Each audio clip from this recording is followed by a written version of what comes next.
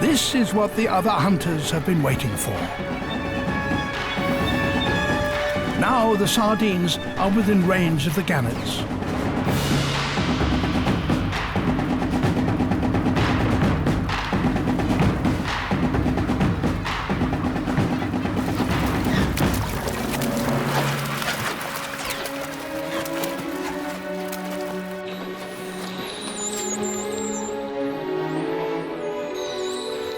The bait balls form and reform, seldom lasting longer than a few minutes each.